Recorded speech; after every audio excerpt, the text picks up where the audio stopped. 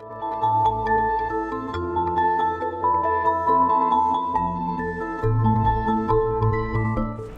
दोस्तों, नमस्कार। आप सभी लोगों का स्वागत है जोक्ट एकेडमी यूट्यूब चैनल के ऊपर।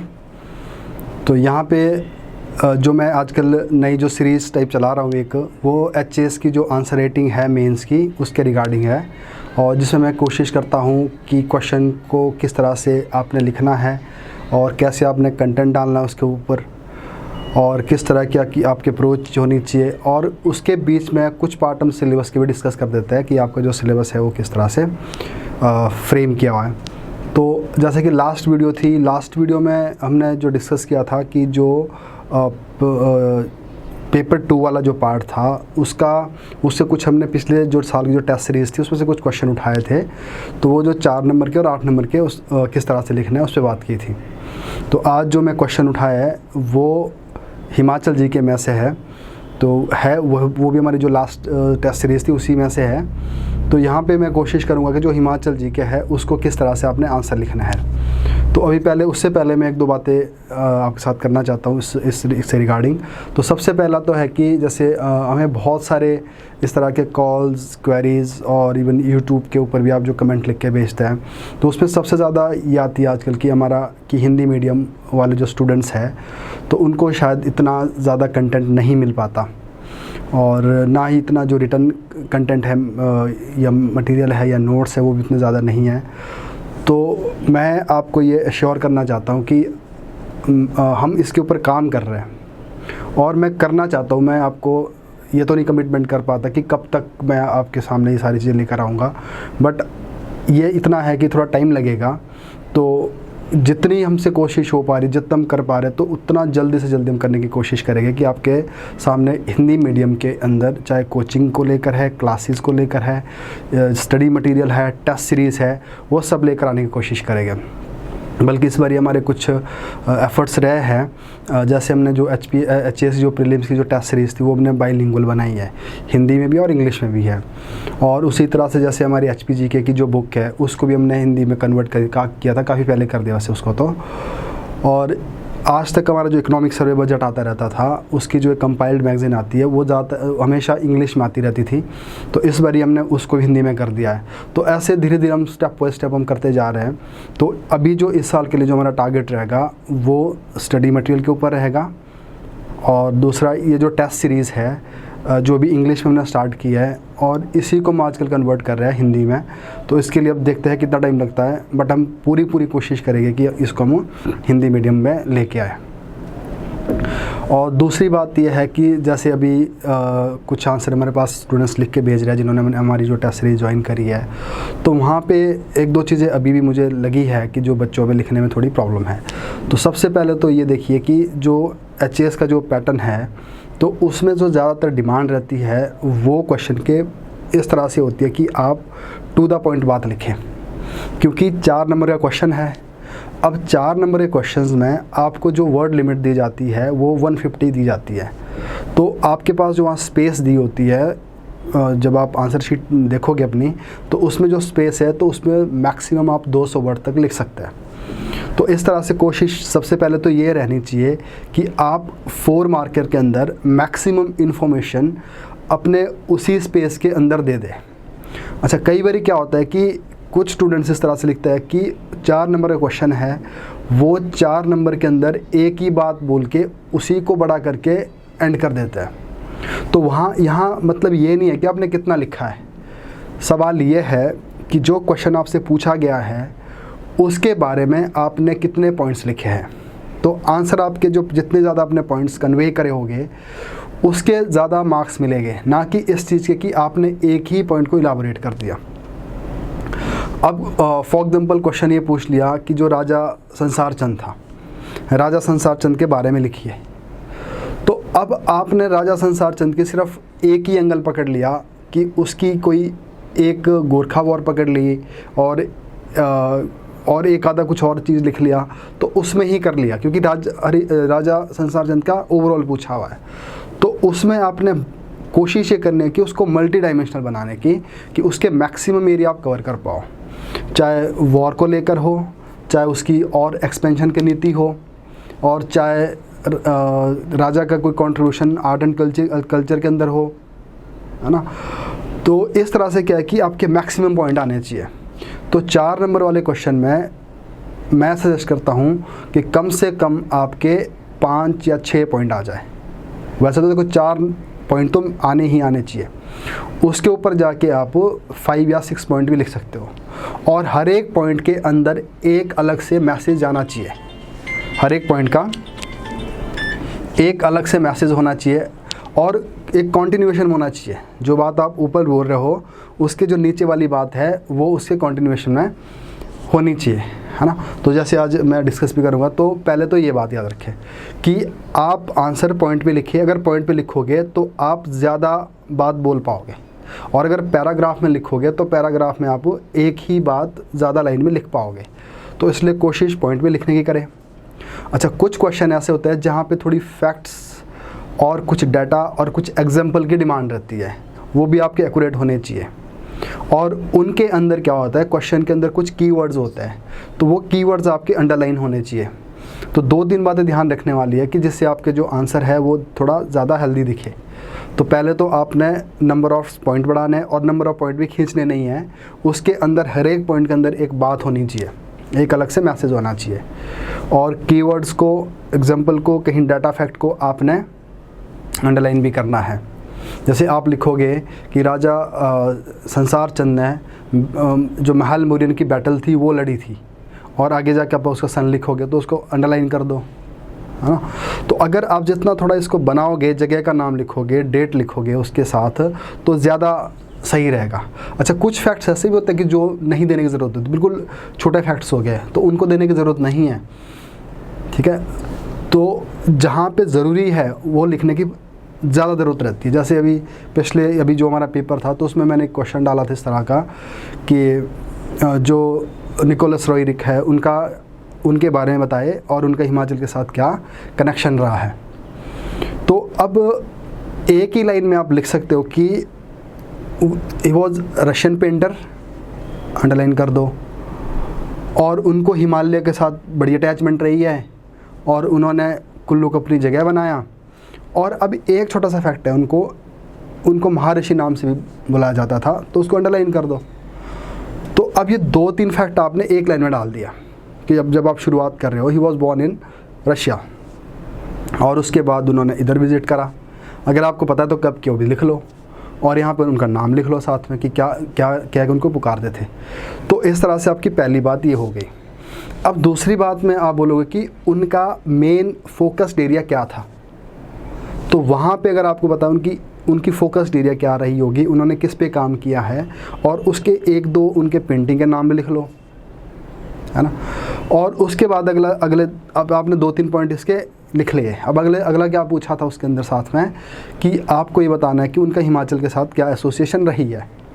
तो हिमाचल के साथ उनकी एसोसिएशन, जैसे कि वो कुल्लू नगर में रहे, और वहाँ पे जो बाद में उनकी आर्ट गैलरी है ना, और उनका जो स्टेट है वहाँ पे, जो उनका जो घर था, उनकी जो कुटिया टाइप थी, तो उसके बारे में जिक्र कर लो, है ना।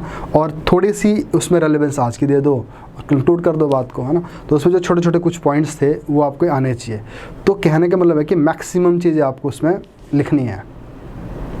और अगर यही क्वेश्चन 8 नंबर का है तो उसमें थोड़े पॉइंट्स और बढ़ा दो, है ना। थोड़ी अगर पॉइंट्स भी बढ़ा दो और थोड़ा डाटा बढ़ा दो, थोड़ा एक्सप्लेनेशन बढ़ा दो उस चीज़ की, है ना। अगर 20 का है तो फिर आप 20 का तो क्वेश्चन उसी लेवल पे आएगा, है ना।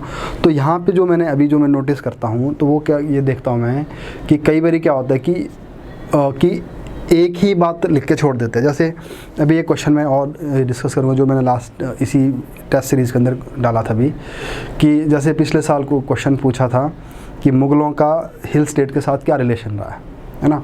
उसी लाइन पे मैंने क्वेश्चन डाल दिया इस बारी, महाराजा रंजीत सिंह का हिल स्टेट्स के साथ क्या रिलेशन रहा है।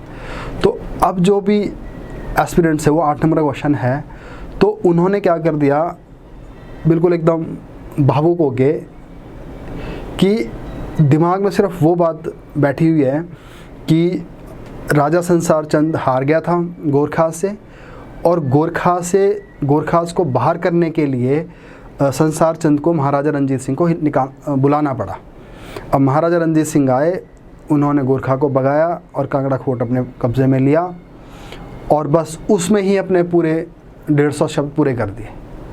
तो अगर आइडियली देखा जाए इसमें, तो वहाँ पे क्वेश्चन ये था कि महाराजा रणजीत सिंह का हिल स्टेट के साथ क्या रिलेशन रहा है।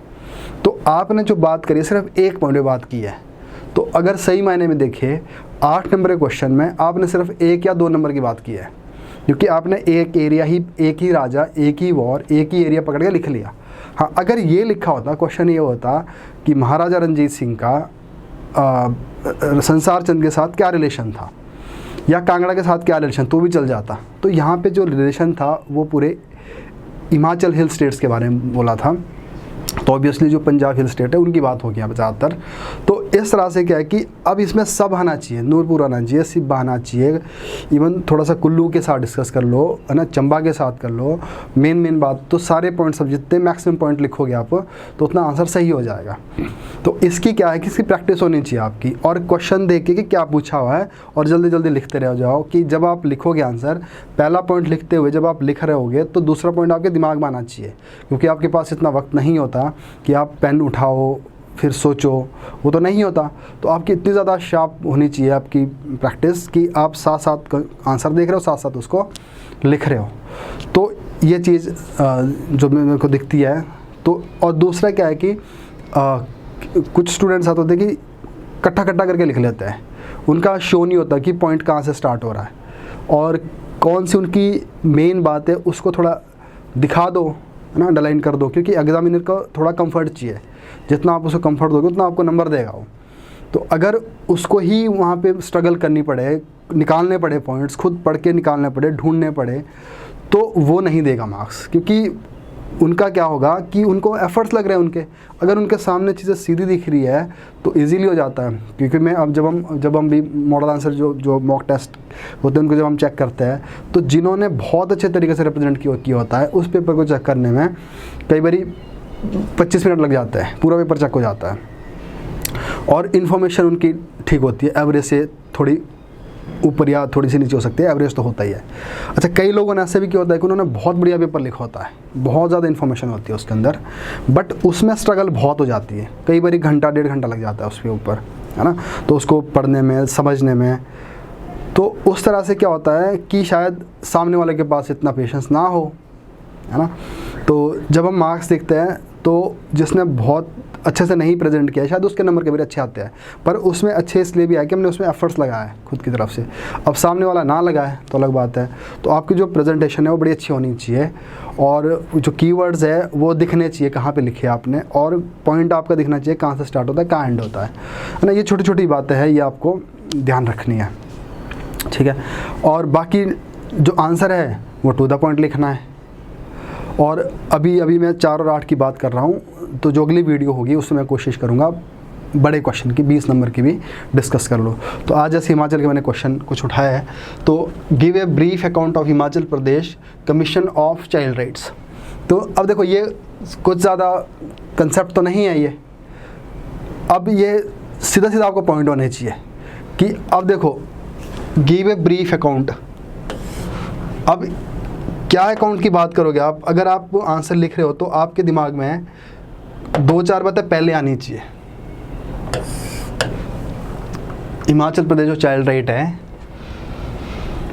तो सबसे पहले तो है ये व्हेन, कब आया, व्हाट, पर्पस, रोल। तो ये आपके दिमाग में होने चाहिए बातें कि ये मैंने एड्रेस करना है इस पर। तो अब देखो, तो सबसे पहले था एक एक्ट के तहत आया है, तो ये यहाँ तो अंडरलाइन किया नहीं है पर आपको करना चाहिए। 2005 का एक्ट था, 13 में हिमाचल में बनकर आ गया। और इसकी अगर ये व्हेन, व्हाट है क्या, ये मतलब कंपोजिशन इसकी, इसमें क्या है, तो इसमें क्या है 6 मेंबर्स एंड चेयरपर्सन, सीक्वेंस में लिख रहे हो बात। और अब अंडरस्टूड सी बात है, पर्पज़ क्या है इसका। अब पर्पज़ क्या होगा, चाइल्ड को लेकर होगा। अब इस पर्पज़ में आप चाइल्ड को लेकर कुछ बातें बोलोगे कि जो हमारे कीवर्ड्स बनेंगे। तो क्या क्या हो सकती है, act empower the commission to act. हाँ, अब यहाँ पे क्या है कि इसका जो रोल है वो किसकी तरह है, पहले इस पे आ जाओ। तो यहाँ पे एक शब्द लिखा सिविल कोर्ट, तो ये सिविल कोर्ट आपका किसी भी हाल से हाईलाइट होना चाहिए। सिविल कोर्ट की तरह ये काम करेगा। To undertake suo motu inquiry, अपने आप, सो मोटो मतलब अपने आप भी ये मीडिया के द्वारा जो चल रहा होगा उस पर कुछ दिखाया जा रहा होगा, उसके द्वारा कोई अपील नहीं कर रहा है, कोई केस लेकर नहीं जा रहा, तो ये खुद भी अपने पास बुला सकता है। And also look into complaint related to deprivation and violation of child right. तो ये किस लेवल पे काम करता है और इसका मकसद क्या है कि चाइल्ड राइट को प्रोटेक्शन देना है। तो नेक्स्ट है पावर। अब पावर इसको देखो, एक तो हमने देख लिया ऊपर सिविल कोर्ट तो है ही है ये, और किसी को समन कर सकता है, बुला सकता है, समन कर सकता है। Discovery of any documents, evidence को रिसीव करता है फॉर एग्जामिनेशन, तो ये इसका काम होता है। लॉजी तो when, what, why, purpose, composition, तो मैक्सिमम बातें जो हो सकते हैं 4 नंबर के अंदर वो डाल दी है। अब अगर आप ऐसा करोगे, इसको देखो 2-3 बात अगर आपकी मिस हो जाए यहाँ पे कि इसकी जो पोजीशन है वो क्या है, सिविल कोड की है मान लो, तो ये क्वेश्चन बड़ा अधूरा रह जाएगा, है ना। तो ऐसे कुछ पॉइंट्स ऐसे होते हैं जो आपके दिखने चाहिए इसके अंदर। तो मैक्सिमम 4-5 पॉइंट आ गए तो हो गया। अब नेक्स्ट क्वेश्चन इसी तरह से है,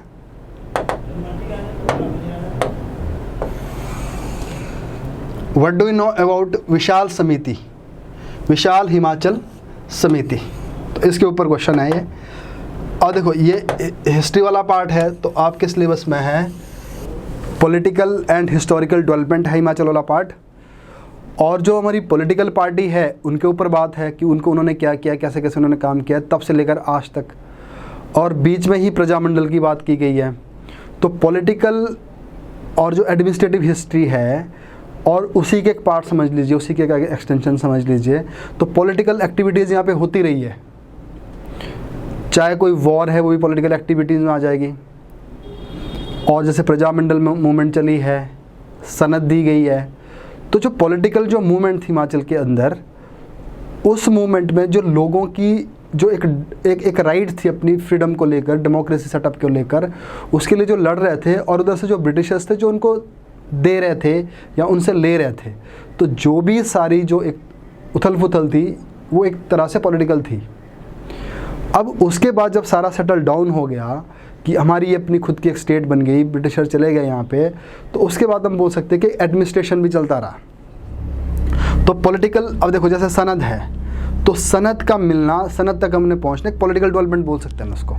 बट सनद के अंदर जो प्रोविज़न रखे गए कि किस तरह से शिमला में कोई कमिश्नर बैठेगा और किस तरह से वो वहाँ का एडमिनिस्ट्रेशन को चलाएगा, और ऊपर वाले डिपार्टमेंट के लिए PW डिपार्टमेंट बना दिया, फॉरेस्ट डिपार्टमेंट बना दिया। तो ये जो सारी चीज़ें हैं, तो सनद तक पहुँचना, एक एंग्लो गोरखा वॉर होना, और जो हिमाचल के जो राजा थे उनका उसमें पार्टिसिपेट करना, तो ये सारा एक तरफ से पॉलिटिकल डेवलपमेंट थी। और एकदम से किसकी तरफ स्विच हो जाएगी, जैसे सनद मिलेगी, सनद लोगों को दी जाएगी एंग्लो गोरखा वॉर के बाद, तो वहाँ पे एक एडमिनिस्ट्रेटिव टच आ जाएगा, क्योंकि हिमाचल के एडमिनिस्ट्रेशन को रन करने के लिए एक सिस्टम बनाया गया। तो शिमला में कोई इसका जो हेड ऑफिशियल होगा वो बैठेगा, और कहीं पे तहसीलदार बैठेगा, कहीं पे PW डिपार्टमेंट का कोई हेड बैठेगा, कहीं पे फॉरेस्ट डिपार्टमेंट वाला बैठेगा, है ना। तो चीज़ों को रेगुलेट करना स्टार्ट कर दिया। तो उसी बीच में आगे जाके प्रजामंडल आ जाएगा। तो वो एक प्रजामंडल का जो काम है वो पॉलिटिकल डेवलपमेंट की तरफ हो गया। जब प्रजामंडल ने आगे जाके कुछ सेटअप बनाने की कोशिश की, अपनी जो इंटरिम गवर्नमेंट का बनाने की कोशिश की, तो वो पॉलिटिकल डेवलपमेंट के साथ साथ थोड़ी थोड़ी, अब जब बाद में देश आज़ाद हो जाएगा तो एडमिनिस्ट्रेशन की तरफ चले गए। तो ये आपको हिस्ट्री इकट्ठी करके पढ़नी पड़ेगी। तो पॉलिटिकल एक्टिविटीज़ क्या हुई थी वहाँ पे, एडमिनिस्ट्रेटिव एक्टिविटीज़ क्या हुई थी, और इन दोनों के बीच में कुछ मूवमेंट्स भी चलती रही जो हिमाचल के लोगों की तरफ, कभी एग्रेरियन को लेकर एग्रेरियन मूवमेंट्स कुछ चली, कुछ अपने कुछ और राइट्स को लेकर मूवमेंट चलती रही। तो ये सारा आपको सारा इकट्ठे करके बढ़ना है। तो उसी के बीच में एक चीज़, एक छोटी सी मूवमेंट थी और जो कि आगे जाके आज़ादी के बाद की थी, वो थी विशाल हिमाचल की तरफ, कि विशाल हिमाचल, कि अब विशाल हिमाचल का मतलब क्या है यहाँ पे, कि जब हिमाचल बनता है यहाँ पे, अभी तक पहले पार्ट सी था, फिर चीफ कमिश्नर प्रोविंस बना, और उसके बाद 1956 में ये बन गया यूटी, यूनियन टेरिटरी बन गया। अभी भी ये श्योर नहीं है कि क्या हिमाचल को फुल फ्लैश स्टेट का स्टेटस मिलेगा, कि कहीं ऐसा ना हो जाए कि फिर पंजाब में मिलने की बात की जाए। तो अब इस तरह से एक बात चली थी कि हिमाचल को कि पहले तो फुल फ्लैश स्टेटस मिलना है, और उधर से टेरिटोरियल काउंसिल बन गई थी बाद में 56 के बाद। आगे जाके जो हमारी असेंबली तो थी नहीं, अब टेरिटोरियल काउंसिल आ गई थी। तो अब इस तरह से कि अब यहाँ पे दो मूवमेंट इकट्ठे चल रही थी, एक तो हिमाचल को विशाल हिमाचल बनाना है, बड़ा हिमाचल बनाना है, और साथ में आगे जाके लंबी जो प्रोसेस थी कि हिमाचल को यूटी से बाहर निकाल कर हमने का फुल फ्लैश स्टेट बनाना है, जो कि बाद में 1971 में पूरा हुआ। तो उसके बीच में क्या थी, जैसे 3 मूवमेंट थी। तो देखो, जब आप चीज़ों को समझते हो, समझने के बाद लिखते हो, तो आपके पास आंसर लिखना आसान हो जाता है। बट हाँ, एक बात कई बार ये हो जाता है कि अगर आपके पास ज़्यादा इन्फॉर्मेशन होती है तो आप वो बहुत बड़े बड़े पैराग्राफ लिखने लग जाते हो, एक ही पॉइंट में स्टक हो जाते हो, तो वो थोड़ा ड्रॉबैक होता है उसका। तो जब आप प्रैक्टिस करोगे ना, तो अगर आपके पास अच्छी खासी इन्फॉर्मेशन है तो उसको कट शॉर्ट करना सीख जाओगे आप, है ना। तो वो राइटिंग की प्रैक्टिस के साथ आएगी चीज़ें। तो अब देखो ना, अगर हम देखें 1956 के बाद और 1956 से लेकर 1971 के तक की अगर बात देखेंगे हम, और जो बीच में मेन इंसिडेंस था,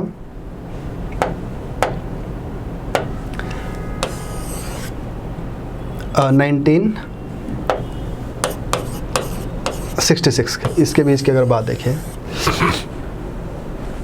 तो 3 मूवमेंट इसमें चल रही है। एक तो है महापंजाब, महापंजाब की, और दूसरी है पंजाबी सूबा, पंजाबी सूबा, और थर्ड जो चल पड़ी थी वो थी बिग हिमाचल या विशाल हिमाचल, और जिसके नाम से क्या बनी थी, विशाल हिमाचल समिति। तो अब देखो, क्वेश्चन अगर पूछा है what do you know about Vishal Himachal Samiti, तो अब देखो इसके अंदर जो पहली जो बात होगी वो तो ये है कि अगर आपको थोड़ा टाइम बता सकते हो किस दौरान की बात है, ये एग्जैक्ट नहीं पता है तो कम से कम आपको पता होना चाहिए कि किस टाइम की किस फेज में पड़ता है टाइम। दूसरा, ये विशाल समिति हु वर फाउंडर, तो ना हमें पॉइंट काउंट करना है। पहले पॉइंट में हमने इसकी बात कर दी, सीक्वेंस वाइज चल रहा है। उसके बाद जो मेन बात होती है जिसके बगैर आंसर पूरा होता ही नहीं है, वो है पर्पज़। पर्पज़ ये बहुत ज़रूरी है कि इसका पर्पज़ क्या है। जैसे एग्जांपल दूँ मैं भी, इसको इससे थोड़ा हटके है कि अभी पिछले टेस्ट सीरीज में मैंने इसी तरह से क्वेश्चन डाला था कि जो सुकेत सत्याग्रह है, बल्कि वो एचएस में एक बारी दूसरे तरह से पूछ भी लिया गया है एक बारी, सुकेत सत्याग्रह का। तो सभी ने लिखा है उसमें सुकेत सत्याग्रह कब स्टार्ट हुआ, और सुकेत सत्याग्रह का लीडर कौन था, है ना। और इवन कईयों ने लिखा है कि वो डेमोक्रेसी की बात करता है, और ये भी लिखा है कि किस राजा के अगेंस्ट था या किसकी दमनकारी नीति थी किसके। तो सारी बात लिख ली, 4-5 पॉइंट लिख लिए, बट एक जो इसका मेन क्रक्स था, जो पर्पज़ था उसका, वो कईयों ने नहीं लिखा है। अब पर्पज़ क्या था उसका कि कुछ स्टेट ऐसी थी हिमाचल के अंदर, कुछ स्टेट इस तरह की थी जब देश आज़ाद हो गया, आज़ाद होने के बाद वो इंडियन यूनियन का पार्ट नहीं बनना चाहते थे। तो हिमाचल में एक डिमांड जो चली थी वायस परमार पंडित पद्मदेव, वो क्या बोल रहे थे कि जितनी भी प्रिंसली स्टेट्स हैं उनको पहले एक यूनिट बनना चाहिए, और वो यूनिट बनेगी हिमाचल, और वो जाके हिमाचल जाके किस में मिलेगा, इंडियन यूनियन में। अब कुछ राजा थे वो बड़े रिलक्टेंट थे, वो ना उस यूनिट का पार्ट बनना चाह रहे थे, ना उधर यूनियन में पार्ट बनना चाहते थे। तो इन लोगों ने क्या कर दिया, जो Himalayan hill state region council थी, बाद में इनकी एक इंटरिम गवर्नमेंट बन गई थी, तो इन्होंने ये किया कि सभी राजाओं को एक उनको डराने वाली बात कर दी। देखो, अगर आप इस यूनिट का पार्ट नहीं बनोगे और फाइनली इंडियन यूनियन का पार्ट नहीं बनोगे तो हम आपके वहाँ जाके सत्याग्रह स्टार्ट कर देंगे। तो उस सत्याग्रह के लिए उन्होंने सुकेत को फर्स्ट सेलेक्ट किया था। तो इस तरह की, तो इसका जो मेन पर्पस था, जो उस आंसर में आना चाहिए था, कि इसका जो मेन पर्पस था कि किसी तरह से जो raja those who were showing reluctancy to join Indian union, तो उनको ट्रैक पर लाना था। अगर आपको उनको एक टाइम दिया जाता था कि अगर आपने इतने टाइम के अंदर नहीं किया तो हम आपके वहाँ सत्याग्रह कर देंगे। तो इस तरह से सुकेत इन्होंने पहला टारगेट बनाया। तो सुकेत को इन्होंने इस तरह से अपने कब्जे में टाइप ले लिया और बाद में बड़ी सारी स्टेट भी उसकी लाइन पे मिल ली। तो इस तरह से इसका रिज़ल्ट ये निकला। तो अब देखो, जैसे मैंने बताया कि पर्पस के बाद सीधा रिज़ल्ट, तो रिज़ल्ट क्या निकला, तो फाइनली 48 में हिमाचल प्रदेश सच में एक यूनिट बन गया और उस यूनिट ने जाके फिर इंडिया को ज्वाइन किया।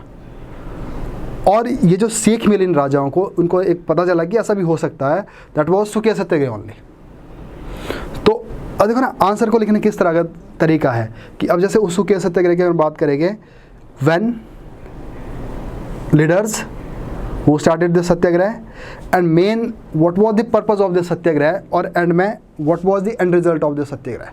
तो एंड रिजल्ट में सीधी बात थी कि कहीं ना कहीं जो हिमाचल प्रदेश 48 में बनता है chief commissioner province, that was the direct result of the Satyagraha, right.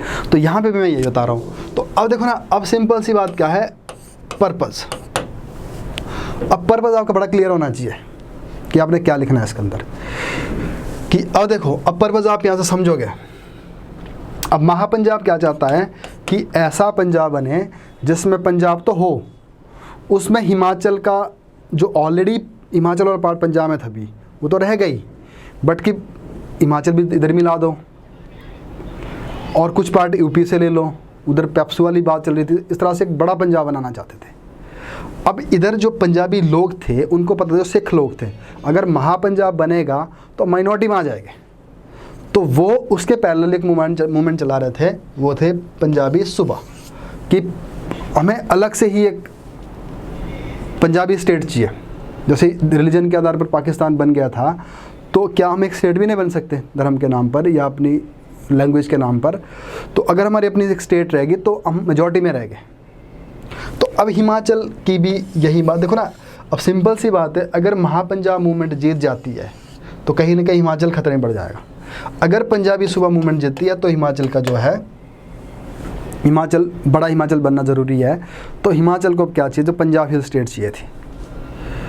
तो इस तरह से अब इसके अंदर बहुत सारी चीज़ें हुई है। तो वहाँ पे आपने, क्योंकि ये अभी मैं पढ़ा रहा हूँ, सिर्फ आंसर के पॉइंट ऑफ व्यू से करने की कोशिश कर रहे हैं, तो यहाँ पे हम ऐसा नहीं भावना में बहना है कि आप सारी चीज़ें लिखना स्टार्ट कर दो। अगर आपको यहाँ पे थोड़ी सी क्लू मिल गई तो वो गलत हो जाएगा। तो उसमें तो आपका पेपर भर जाएगा, 150 शब्दों में आपने लिखना है। तो एक लाइन में आप इसका पर्पज़ लिख लो। तो पर्पज़ क्या था कि हिमाचल अभी तक जो बना हुआ था, उसके साथ साथ हिमाचल को जो हिली एरिया था, that was part of Punjab. कब से लेकर पार्ट था वो, जब सेकंड या फर्स्ट एंग्लो सिख वॉर हुई थी। उसको थोड़ा मेंशन कर दो। आफ्टर एंग्लो सिख वॉर जो पंजाब हिल स्टेट थी, वो कभी पंजाब का पार्ट बन गई थी कम्प्लीटली, और जो कि ब्रिटिशर्स के अंदर था। तो बाद में जब जाने के बाद वो हिल स्टेट पंजाब के अंदर ही रहे जब ब्रिटिशर यहाँ से गए। तो इसका मतलब है, तो ये इस पार्ट के लिए हिमाचल चाहता था कि ये मिले। तो इसमें अब लिख लो, उन्ना था, आज का कांगड़ा है, आज का है ना। तो ये सारी जो आज की जो 2-3 डिस्ट्रिक्ट्स है वो इसका पार्ट हुआ करती थी। अब पर्पस के साथ साथ आप एक बात और लिखिए कि पर्पस तो ठीक है हमें चाहिए, बट ग्राउंड। देखो ना, ये बात आपने ऐसा नहीं कि लिखनी है आपने ये, कि जैसे मैंने बताया, व्हेन लीडर पर्पस ग्राउंड, और ज़्यादा क्या लिख सकते हो आपने ना, क्या मेथड अपनाया है ना, कोई या तो स्लोगन दिया होगा कोई बढ़िया सा, कोई ऐसी चीज़ें हुई होगी। तो व्हेन लीडर पर्पस, और उसके बाद इसके पीछे ग्राउंड क्या है, अब जो भी हम काम करेंगे उसके लिए कुछ तो बताएंगे ना कि हम इसलिए कर रहे हैं ये। तो इसमें क्या है कि हमारा जो कल्चर है, मान लो पहाड़ी लैंग्वेज है, हमारा जो फूड वगैरह सारा कुछ वो मैच करता है किसके साथ, हिमाचल के साथ। और इसमें किसी की आप चाहो तो किसी कमेटी की या किसी बड़े नाम को कोट कर सकते हो अगर आपको कुछ याद है, तो उससे और ज़्यादा हेल्दी बन जाएगा, उसको अंडरलाइन कर दो। और ये हो गया, और इन्होंने क्या मेथड लगाया हुआ ये कर दिया, और ये सब कुछ हुआ। और उसके बाद कंक्लूड कैसे करोगे आप इसका एंड, क्योंकि हिस्ट्री का पार्ट है ये, एंड रिजल्ट के साथ कि एंड रिजल्ट हमें क्या मिला। ऑब्वियसली अगर पॉजिटिव मिला हो तो अच्छी बात है। तो एंड रिजल्ट ये निकलता है कि बाद में 1996 में जब शाह कमीशन बाद में बाउंड्री को डिसाइड करता है, और जो पंजाब जो रीऑर्गेनाइजेशन का जो एक्ट आया, उस एक्ट में फिर क्लियर बताया गया कि जो ये हिमाचल वाला पार्ट है, इनकी जो इनकी जो कंपैटिबिलिटी है हिमाचल के साथ, उसके बेस पर, चाहे वो कल्चरल है, चाहे वो लैंग्वेज वाली हो, चाहे जैसी मर्जी उसके साथ उसको मर्ज कर दिया जो। और मेन इसमें क्या था, ज्योग्राफिकल। तो इस तरह से आपका एंड रिजल्ट ही आ गया। तो आपके मैक्सिमम 7-8 पॉइंट। अब ये जो मैंने बताया, when, leader, purpose, ground, method, slogan and and result, तो ये आपने पेपर में नहीं लिखना है, ये आपके दिमाग में चलने चाहिए। जब आप आंसर लिख रहे हो ना, तो आपके दिमाग में आना चाहिए कब हुआ था ये, व्हेन, और वर द मेन लीडर्स, जल्दी नाम लिख लिया, और व्हाट वाज द पर्पस, जल्दी जल्दी लिख लिया। तो ये क्या है कि आपके दिमाग के साथ ये चलते रहना चाहिए। उधर आपका पेन चल रहा है और आपका थॉट चल रहा है, उनके बीच बड़ा सही कोऑर्डिनेशन है, तो आप लिख लोगे पॉइंट्स, क्योंकि आपके पास टाइम इतना कम होता है। जब आप इस तरह से ऐसी सोच रखोगे आंसर लिखने वाली टाइप, तो आपकी जो पढ़ाई का जो तरीका है वो भी वैसे होने वाला है। तो अब देखिए, तो इस आंसर में जो हमने मॉडल आंसर बनाया है, तो यही कोशिश की गई है। तो इन 54 की बात है, तो मैंने बताया 56 और 66 के बीच की बात है, जब हिमाचल इस तरफ स्ट्रगल कर रहा था इस लेवल में जाने के लिए। तो अब 54 की बात थी,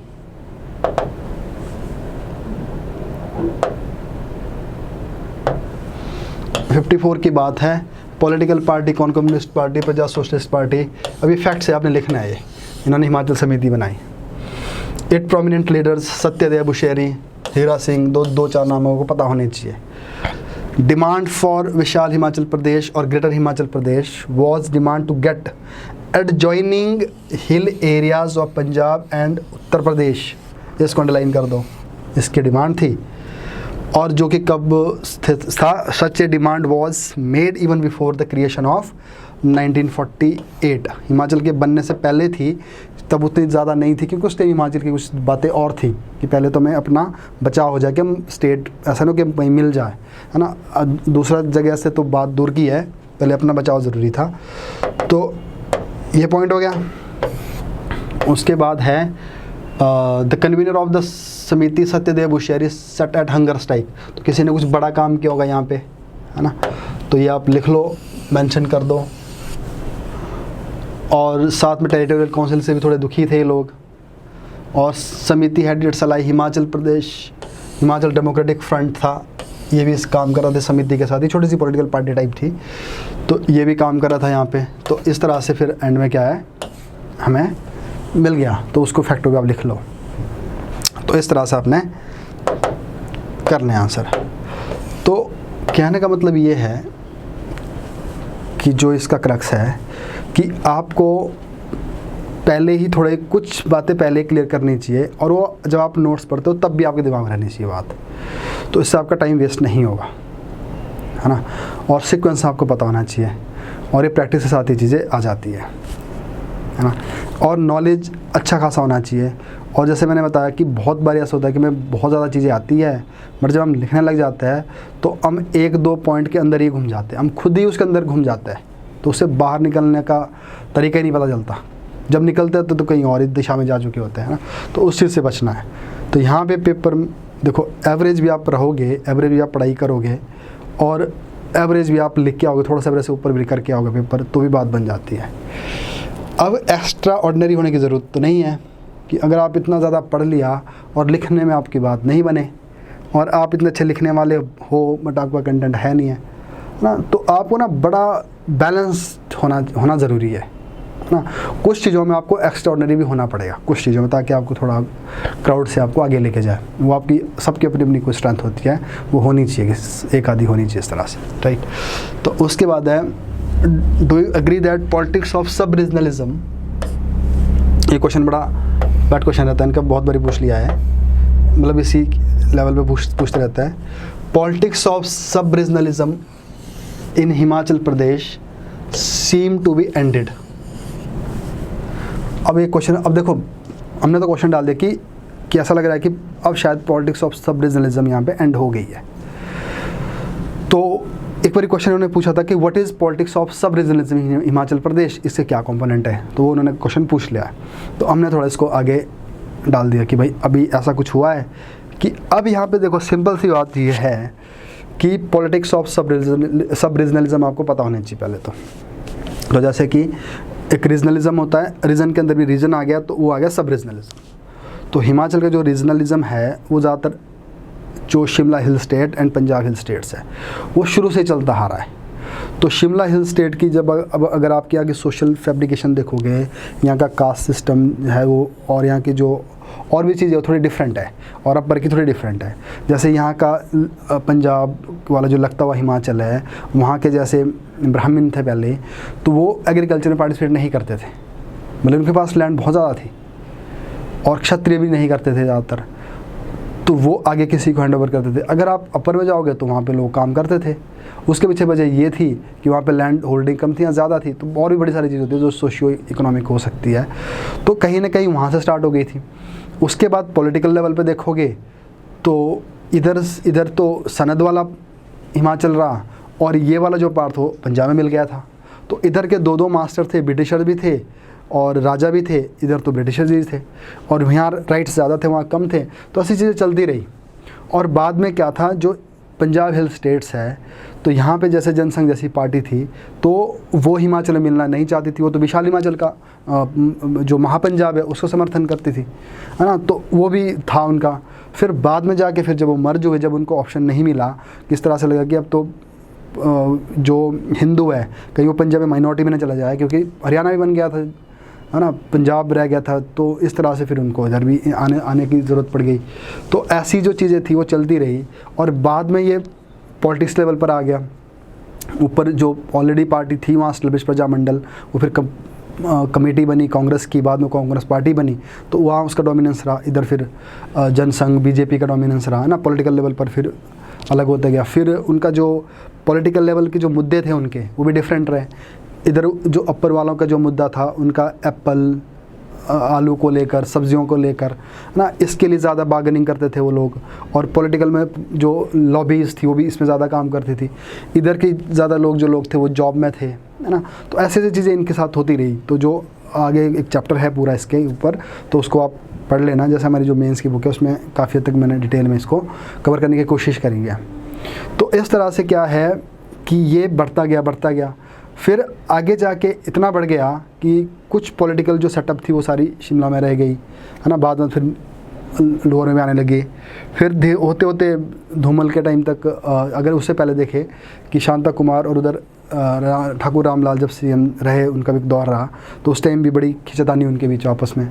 और उसके बाद जब प्रेम कुमार धूमल और वीरभद्र की सीएम की टाइम आया, उस टाइम पॉलिटिक्स टोपी पर आ गई थी, है ना, टोपी पॉलिटिक्स बड़ी ज़्यादा हुई। तो ऐसी चीज़ें होती गई कि जो सबरिज्म को प्रमोट करती गई यहाँ पे। तो इसके कुछ बेनिफिट भी रहे, कुछ लॉस भी रहे। बेनिफिट भी रहे इस चीज़ की, ऐसी बात नहीं है, क्योंकि पॉलिटिकल में क्या होता है, थोड़ा कंपटीशन रहता है, डेवलपमेंट के लिए, ग्रोथ के लिए ऐसी चीज़ें होनी चाहिए। अगर सारा एक तरफा हो जाए तो भी बात नहीं बनती, और डेमोक्रेसी में सरकारें भी चेंज होती रहती है। तो कुछ बेनिफिट्स भी रहे इससे, कुछ लॉस भी रहे, है ना। तो अब आज की डेट से कि जब से कुछ नई सेटअप आई है पॉलिटिक्स में, तो शायद ये दिखती है कि कम हो रही है। तो थोड़ा सा आप इंट्रोडक्शन करोगे कि यहाँ पे कि सबसे पहले सबरिज्म है क्या चीज़ है। तो यहाँ पे आपको पता है कि आप इस तरफ आंसर लिखोगे कि ये कम होती गई है। तो थोड़ी सी पॉजिटिव ऊपर ही बात कर लो कि अभी न्यू गवर्नमेंट आई है, और जैसे कि नई लीडरशिप आई है ना, वो ऐसा एरिया है जो सराज वाला एरिया है कि ना ही कोर बोल सकते कि अपर वाला हो गया, ना ही कोर बोल सकते लोअर वाला है, बट ठीक है। तो जहाँ पे एक बैलेंस हो सकती है चीज़। तो तो ऐसी कुछ घटनाएं घटी है जिसके बेस पर हम बोल सकते हैं कि यहाँ पे सब रिलीजन की जो पॉलिटिक्स है वो कम हुई है। तो अब इस तरह से है। तो सबसे पहले क्या है, डू यू एग्री। तो इंट्रोडक्शन आपकी ऐसी होनी चाहिए कि जिसमें आप क्या बोलोगे कि अपने लिए एक ऐसा पॉइंट तैयार करोगे कि जो आपको एग्री करने के लिए लिखेगा, क्योंकि हम एग्री होने पे आंसर लिखेंगे। तो यहाँ पे लिखा है HP has seen the politics of sub regionalism but nowadays it seem that people has raise their level above from sub regionalism politics following could be seen as major development. अब क्या क्या major development हुई है, अब सीधा point पे आ जाओ जी।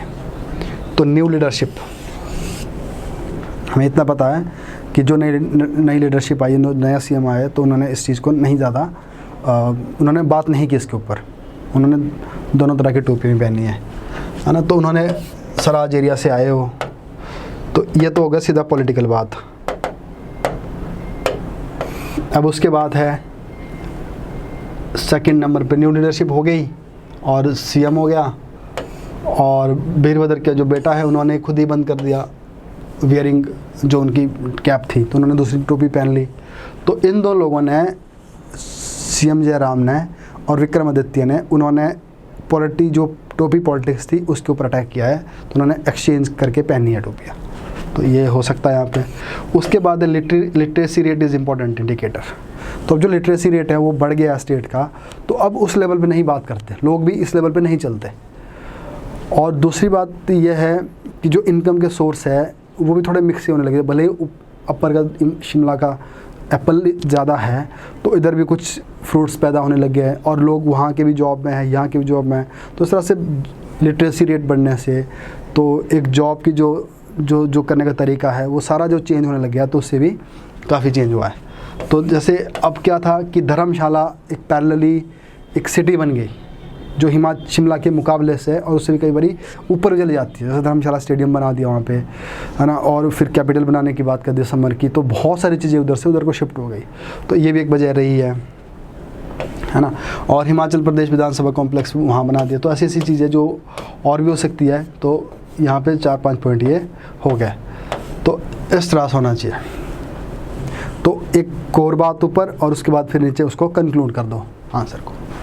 Next है, what criteria have been set up the government of Himachal Pradesh to form a new panchayat and municipality in the state before upcoming election panchayat. क्योंकि पिछले साल इलेक्शन थे, तो उस टाइम में क्वेश्चन डाला था कि क्या क्राइटेरिया अपनाया है हिमाचल में, क्योंकि नई पंचायतें बनी हैं और नई म्यूनिसिपैलिटी बनी है, कि उनके लिए क्या क्या तरीका है, ST एरिया में क्या है और जो जनरल वाला एरिया उसमें क्या है। तो ये क्वेश्चन पिछले साल का था, तो इसको अब शायद हम आगे एक्सपेक्ट नहीं करेंगे इतना।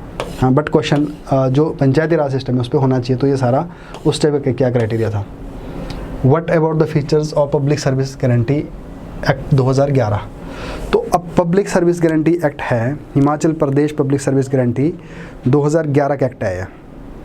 तो इसको लेकर भी आपको क्या है कि आपको जो पढ़ने का तरीका है पहले तो वही थोड़ा देखना पड़ेगा यहाँ पे, क्योंकि देखो अलग अलग चीज़ें हैं। जैसे हम सबसे पहले देखते हैं, क्योंकि जो हिमाचल का पार्ट है ये पब्लिक सर्विस गारंटी एक्ट, और उसके और क्या है, जैसे गवर्नेंस है जो HP का पार्ट भी और GS का पार्ट भी है। और उस गवर्नेंस से क्या होता है कि लोगों को कुछ सर्विसेज मिलती है। गवर्नेंस हमें कुछ सर्विसेज देती है, चाहे हेल्थ सर्विसेज है, चाहे एजुकेशन की सर्विस है, चाहे कुछ हमें खाने पीने का सामान मिलता है ना, और बहुत सारी सर्विसेज होती है इस तरह की, जैसे सॉइल टेस्टिंग की सर्विस हो गई। तो ऐसी सर्विसेज मिलती है। तो अच्छी गवर्नेंस वो है, गुड गवर्नेंस वो है जो हमें गुड सर्विसेज देती है। और वो गवर्नेंस अच्छी है जिसके पास अगर हमें सर्विसेज नहीं मिल रही है, हम बड़ी आसानी से वहाँ जाके शिकायत कर दें। तो जो पब्लिक ग्रीवेंसेज रिड्रेसल जो मैकेनिज़्म है वो भी बड़ा सही होना चाहिए सरकार के पास, है ना। तो अगर हम इन सब को देखोगे, और साथ में क्या है कि आपकी जो सरकार है उसके पास क्लियर होना चाहिए कि वो क्या दे रही है आपको, चाहे उनकी वेबसाइट पे दिखेगा, वो कहीं ना कहीं दिखना चाहिए, है ना। तो इसमें एक सिटीज़न चार्टर्ड एक्ट भी है, सिटीज़न चार्टर्ड एक्ट, ये भी GS का पेपर 2 के पार्ट है सारा ये। तो good governance, grievance redressal mechanism, citizen chartered वाला, तो ये सारा कुछ होता है।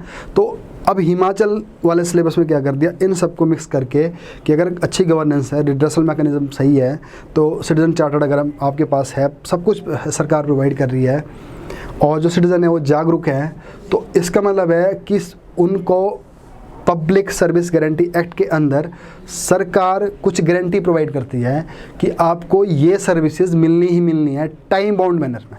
अब देखो 2-3 कीवर्ड्स आपके बड़े ज़रूरी है, टाइम बाउंड मैनर पहला। दूसरा, जो सर्विसेज होगी उनका कुछ स्टैंडर्ड होगा, स्टैंडर्ड सर्विसेज। अगर आपको वो सर्विसेज नहीं मिल रही है टाइम बाउंड मैनर में, स्टैंडर्ड सर्विसेज नहीं मिल रही है जो सेट कर रखा है उनका स्टैंडर्ड, तो आपके पास क्या है, ग्रीवेंसेस रिड्रेसल मैकेनिज्म। तो आप जाके शिकायत करोगे, आप जाके शिकायत करोगे और उस ग्रीवेंसेस रिड्रेसल मैकेनिज्म के लिए क्या होगा, अपीलेट होगा, अपीलेट अथॉरिटी होगी, अपीलेट अथॉरिटी 1, अपीलेट अथॉरिटी 2। तो इनके पास अपील होगी तो फाइनली आपको वो सर्विसेज मिल जाएगी। अगर आपको नहीं मिले विद इन टाइम मिल जाएगी, और अगर उसमें बहुत ज़्यादा डिले होगा तो आपको उसको जो भी कंपनसेशन है वो भी मिलेगी।